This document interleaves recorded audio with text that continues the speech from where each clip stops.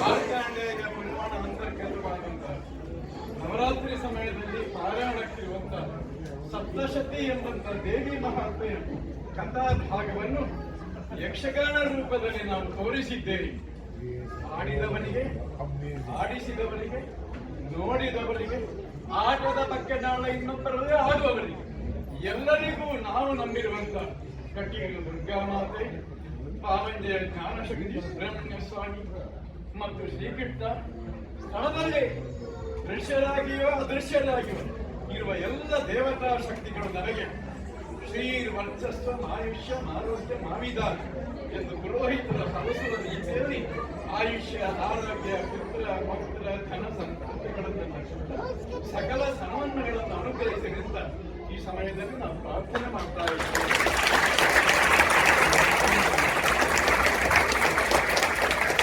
ಯಕ್ಷಗಾನದ ಬಗ್ಗೆ ಈಗಾಗಲೇ ನಿಮಗೆ ತಿಳಿಸಿದ್ದಾರೆ ನಿರೂಪಕಿಯವರು. It's a ritual theatre, not just entertainment. ಮತ್ತೆ ಯಕ್ಷಗಾನದಂತಹ ರಂಗಭೂಮಿ, it's a traditional performing theatre consisting of all the virtues of classical theatre as well as folk theatre. ಇಂಥ ಒಂದು ಥಿಯೇಟರ್ ಪ್ರಪಂಚದ ಬೇರೆ ಬೇರೆ ರಂಗಭೂಮಿಯನ್ನು ತಿಳಿದವರು ನೀವಿರಬಹುದು, ಬೇರೆ ಎಲ್ಲಿಯೂ ಇಲ್ಲ ಎನ್ನುವುದು ನನ್ನ ಬೆನ್ನನ್ನು ನಾನು ಕಟ್ಟಿಕೊಳ್ಳುವುದಲ್ಲ. I am not in self price.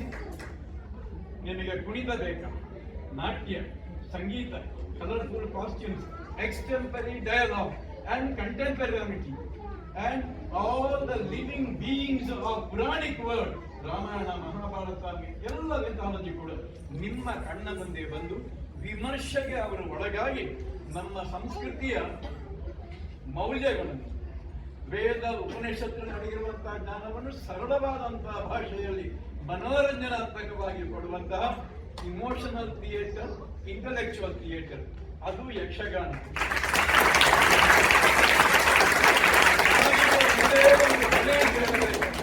ಭಾರತೀಯರಾಗಿ ನನ್ನ ದೇಶದ ಸಂಸ್ಕೃತಿಯನ್ನು ಮೆಚ್ಚುವರಾಗಿ ನಮಗಿರುವಂತಹ ಹೊಣೆ ಅಂತೇಳಿ ಈ ಕಲ್ಚರಲ್ ವ್ಯಾಲ್ಯೂಸ್, ಈ ಟ್ರೆಡಿಷನ್, ಈ ಗ್ಲೋರಿ, ಈ ಬ್ರ್ಯಾಂಡಿಯರ್ ಇದನ್ನು ನಾವು ಮುಂದುವರಿಸುವುದು ಹೇಗೆ, ವಿಸ್ತರಿಸುವುದು ಹೇಗೆ, ಈ ಉದ್ದೇಶಕ್ಕಾಗಿ ಪಟ್ಟ ಫೌಂಡೇಶನ್ ಮತ್ತು ಅದರ ಫೌಂಡರ್ ಪ್ರೆಸಿಡೆಂಟ್ ಆಗಿರುವಂತಹ ಸತೀಶ್ ಶೆಟ್ಟಿ ಭಾಗವತರು ಅವರ ಜೀವಮಾನವನ್ನೇ ಇದಕ್ಕೆ ಮುಡಿಪಾಗಿಟ್ಟಿದ್ದಾರೆ.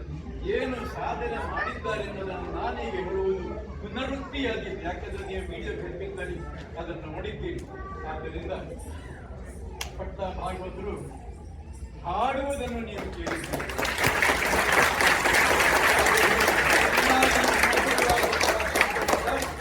ಕರ್ನಾಟಕದ ಕಲೆ ಯಕ್ಷಗಾನ ಹೇಗೆ ಕನ್ನಡವನ್ನು ಉಳಿಸಿದೆಯೋ ಭಾಗವತರು ಅಷ್ಟು ಚೆನ್ನಾಗಿ ಕನ್ನಡ ಮಾತಾಡುತ್ತಾರೆ. ನಾಲ್ಕು ನೀವು ಕೇಳಿದೆ.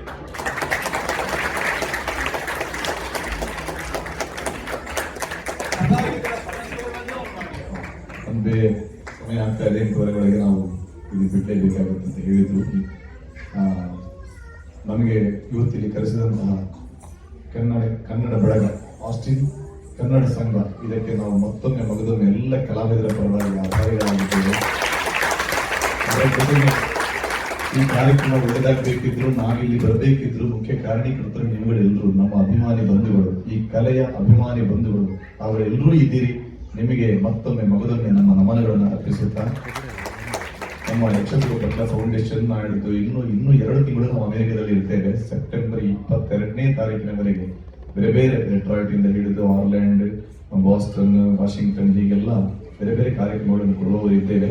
ಅಲ್ಲಿ ಹತ್ತಿರದವರಿಗೆ ತಾವುಗಳು ತಿಳಿಸಿ ಈ ನಮ್ಮ ಕಲೆಯ ಮೌಲ್ಯವನ್ನು ಎತ್ತಿ ಹಿಡಿಯುವಲ್ಲಿ ತಮ್ಮ ಸಹಕಾರ ಬೇಕೆಂಬುದಾಗಿ ತಮ್ಮಲ್ಲಿ ವಿನಂತಿಸುತ್ತಾ, ಇಲ್ಲಿಗೆ ಕರೆಸಿದಂತಹ ಕನ್ನಡಿಗರ ಅಧ್ಯಕ್ಷರು ಕನ್ನಡ ಸಂಘದ ದಯವಿಟ್ಟು ವೇದಿಕೆ ಬರಬೇಕು.